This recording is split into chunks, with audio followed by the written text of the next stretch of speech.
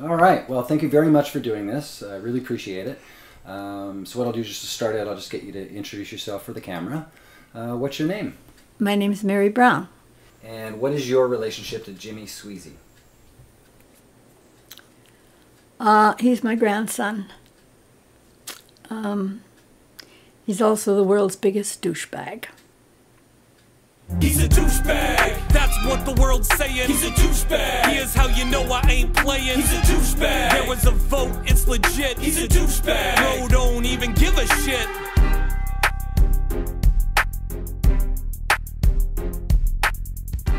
I started hiding cash and valuables when he was about 8 years old. I lost a whole box of silverware and an antique radio that I loved so much. And I know goddamn well it was him that took them. She'll never recover.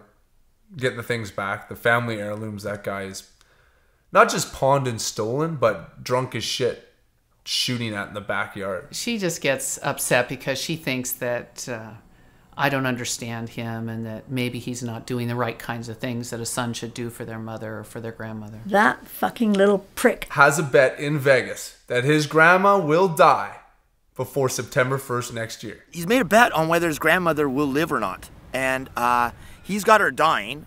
He makes money. He got her medical records. He found some bookie in Vegas that'll take this bet. He bet his grandma would die. Yeah, I made that bet.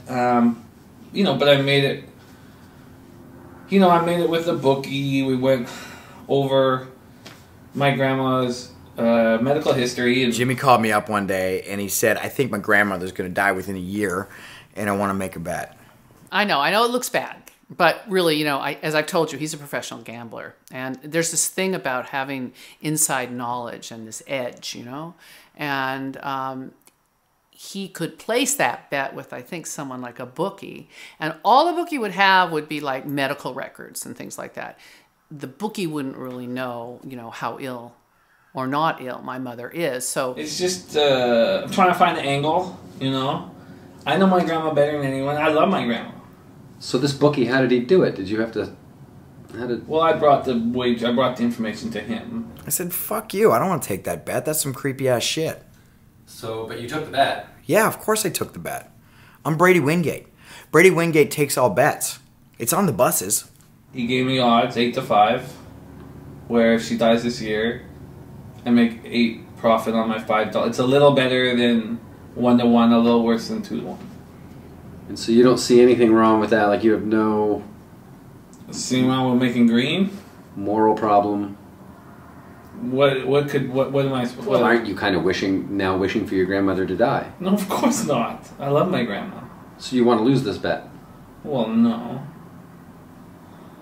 I mean, I love her so much. But if she happened to, like... I took her medical charts to 3 different doctors. Believe it or not, there's doctors who specialized in this kind of thing in Las Vegas. They gave me her odds of survival past September. I averaged those out and came back with 8-5, so I gave him 8-5. He's a professional gambler, and so when he sees the odds and he has that edge, then he has to bet. He just has to, because that's what you do as a professional gambler. You know, it's a win-win, right? If Nana, you know, lives and I got my grandma, and if, you know, God forbid she was, you know, to pass on, you know, then I get paid. And I'm going to split the money with her anyways, right? I mean, like with the estate, right? We moved on, I'm going to get a chunk of the estate anyways. How he explained it to me, it's kind of like life insurance. You know, if she dies, then we benefit as a family after her death, instead of a big insurance conglomerate that would take half of it probably, and we would be not as well off. So he's really doing something that it's a part of his profession, but it benefits us as a family. Yeah, but aren't you almost motivated to kill your grandmother, aren't you? Oh, if she meets with foul play, the bet's off.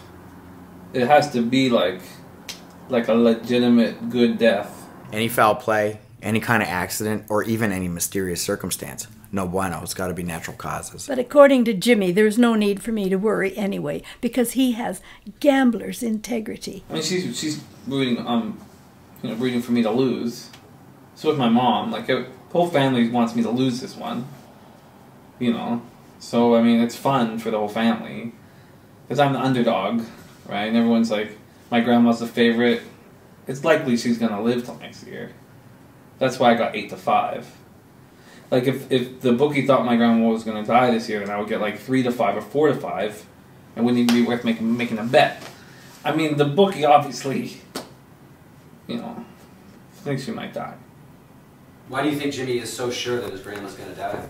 I don't know. He said the last time he was with her, he touched her hand or something, and he felt death. Yeah, the whole thing is just super creepy, and I can't wait for it to be over. I've never met his grandma, but I'm always like asking, like, what's going on? Is she gonna live? Is she gonna die? Is the bet coming? And all he told me is it looks favorable. So I don't know if that means he's gonna win the bet or that his grandmother's gonna live, because he doesn't say anything else. He just says everything's looking favorable. You know what? I love Nana, and I love greenbacks. Can't go wrong. The whole thing is a victory for all of us. Everybody involved wins. It's a game without losers. It's heaven. He's a douchebag. There was a vote, it's legit. He's a douchebag. Bro, don't even give a shit. What about a surgeon? It would seem pretty counterintuitive if he cut into his own child, but what if he was cutting into his own child to save his child's life? I mean, sometimes things don't seem the way they are. I mean, he was doing it to benefit us, and it makes sense to me. I mean, it made sense to me after he explained it, so I can really understand why some people wouldn't.